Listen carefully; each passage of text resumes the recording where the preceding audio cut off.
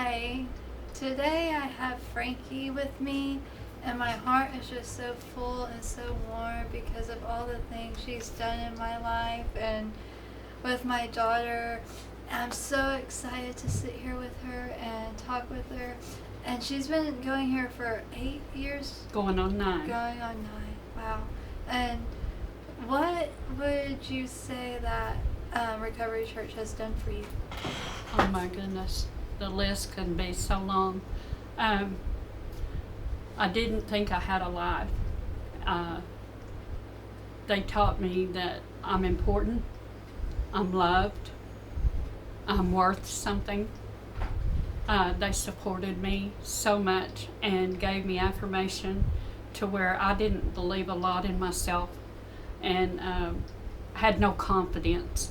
And they instilled that confidence in me and guided me into the things I'm doing now, which is unbelievable. I have a ministry. I love my kids. And I love helping people.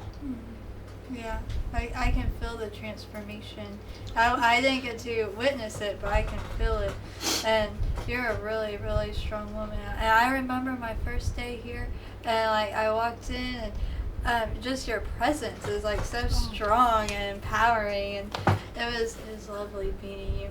And Thank you. Yeah. It's just to find out that God really loves me and believe in that with all my heart, because I didn't know what true love was or unconditional love. It was love hurt. And I walked into this church and I felt it so much, but I would lie to myself and I said, that can't be true. I know it's a facade or an act, but oh my goodness, the overflow of joy and love and really real people that exude that from them. You can just feel it coming off of them. So. Yeah, so you would say that you were in a pretty low place before you Yes. got here. Yeah. I felt like there was no life. I had no life. I felt despair, broken, shattered, empty, depressed, and I lost so much because of situations and things that happened in my life. And God turned those around, and now I can use those to help other people. But at the time, I didn't see anything but darkness. I built walls around myself. Everybody was kept at a distance, and I had real trust issues with everybody.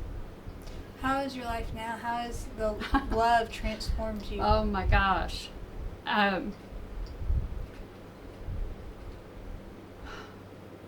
It's just everything that I've been through, and seeing other people come into this church has lifted me to a point to where I can spiritually healed, I'm mentally healed, I'm physically healed, and it was due to the love and the teachings and the confidence and that they instilled in me. And now that I can do that for others, and it's real. Now I know that everything is real. It's God in me now, and I know that that's real. And all the things that you went through before have a purpose now. Yes. It wasn't just for pain.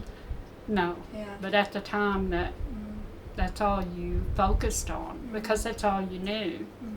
And now you get to help people while they're going through pain. Yes. And just like you said, you get to bestow and pour confidence and love into people around you who come in broken and low. Yes. And you do it good. She gives the best hugs. She gives me a hug. I'm a hugger. Yes, I just feel the love vibrate all the way through me. I've never had that, so I didn't know what that was like till God gave that to me. And now I want everybody to feel it.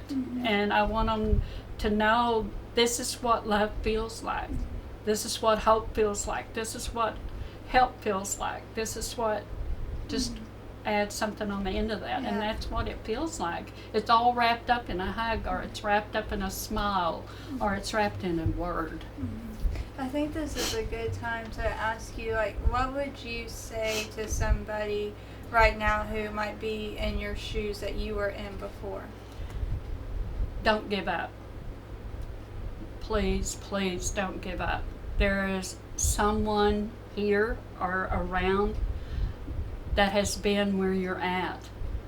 And there is light at the end of the tunnel. There is someone there to catch you when you fall, or there if you need a shoulder to cry on, or there if you need a word of uplifting.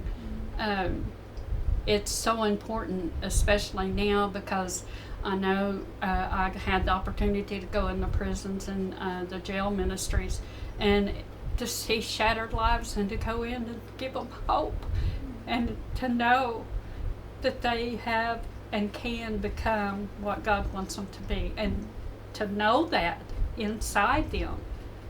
This is who I am, not that.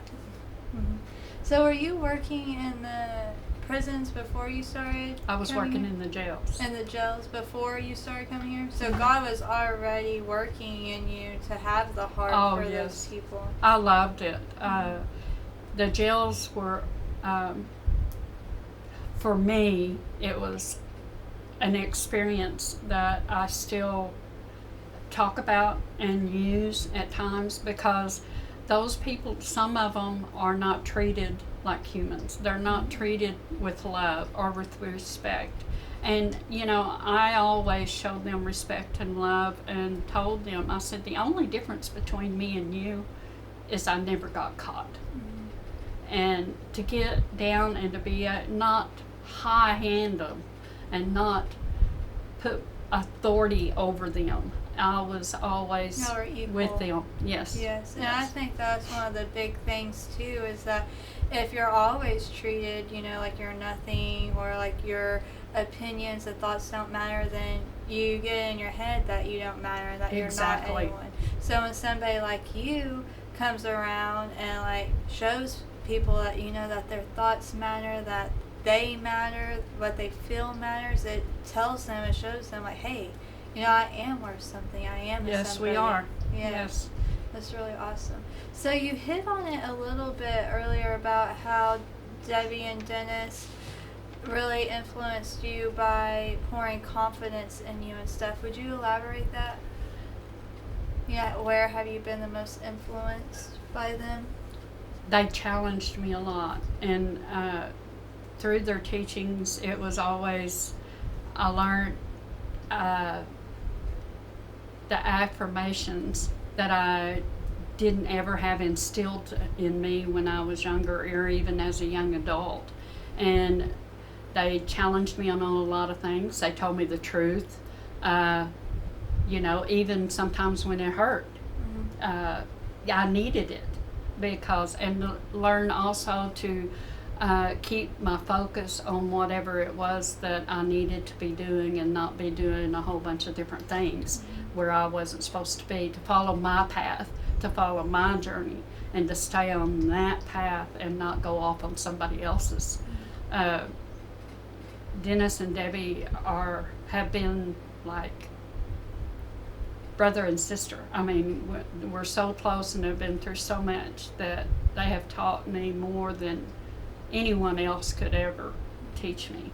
And then now I can carry that on also, is with the love and the challenge and the truth, and learn to keep my mouth shut when I should, and to let go of things. And the offense, that was really a big one for me when I first started.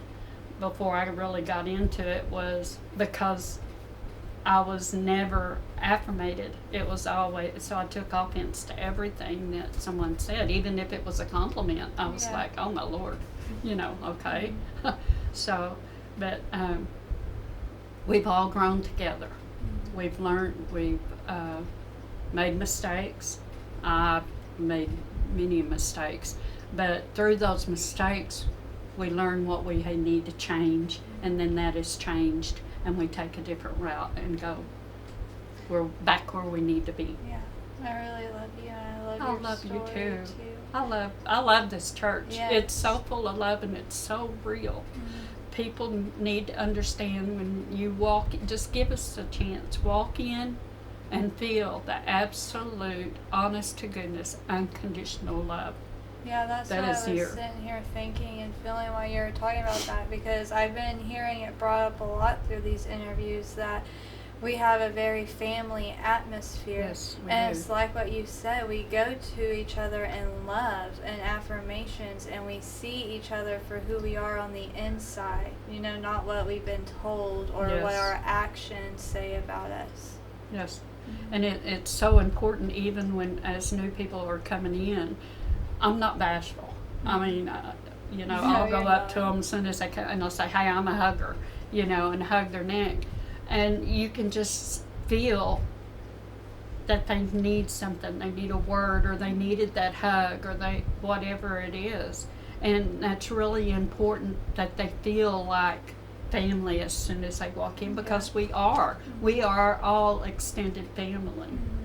So I love this church. Yes, me too. I like what you said earlier about they challenge you, because I feel like challenge is a really good word, because to Yeah. grow we have to be challenged. Yes. And God challenges us all the time. Yes, He you know? does. So what are some things that you would like to say to the sponsors? Oh my goodness. They have helped in so many ways and touched so many lives through this ministry with Debbie and Dennis and this recovery church, is helping people get back on the journey or the life that they need to be, helping women and men that are coming out of prison to regain their affirmation or their confirmation, and to pour into these people and show them that hey, you do have a way you can go. We found them jobs, we have homes, whatever it is that they need, it is through our benefactors that's been helping us that this ministry continues on to outreach the surrounding area. We don't know how far we've gone, because there's people that we've helped and they help they help, and it multiplies. And I just want to thank them so much, because without their support and their back and their prayers, I believe the Recovery Church would be not as outreached as what it is, because we have that opportunity to do what we need to do to the community, for the community, and it pouring into people and loving people is our mission. Yes. And I really like what you said, and that's the second time I've heard in an interview that it goes a lot farther than here. Yes. It does extend through the people we help here and through the people who are here. Yes. Thank you for doing your interview. Love We you. love you too. Would you like to? Y'all stay where you're at real quick, because I want to say something. I think I can get in here. They didn't mention that it's kind of interesting, because Shayla lives in the recovery house that we've had for a while, I guess 7 or 8 years now, and she's raised her daughter Oakland in there, and it's been a very successful house. We're excited about God giving us more. But Franky when we bought this church, we got another house. And it's kind of a recovery house, but it's ended up being Franky's recovery house. But I wanted to say this, because when Franky come here, and we're all broken, but she had really had some experiences that would have just destroyed a lot of people. And her faithfulness in pouring back into the kingdom of God and this ministry, when we bought this, there was a nice 3-bedroom brick house on it that we had intentions to do something with. And God moved on us to flip that, or to do a home makeover on that house and just make it brand new. And we never let her see the inside of it. So when we finally moved out here, we did a home makeover with Franky. But the reason I wanted to say this, God did that for her. Yes. Because she was faithful in the kingdom. He provided the opportunity for us to be able to do that for her. So she lives out here. She's our children's ministry. She's kind of like the tool pusher in the oil field. So I wanted to say that about her. But the reason I wanted to say that is because it's God that's rewarded her faithfulness. Yes. And she's put up with me, learning to be a pastor, and I haven't been the easiest one. But we've grown a lot closer together, and that's what family is. So we're 10 years old in October, and Franky's been there from almost the very beginning. Yes. So I'll turn this Amen. thing off now. Amen. Oh. Thank you. I'm the camera person too, so.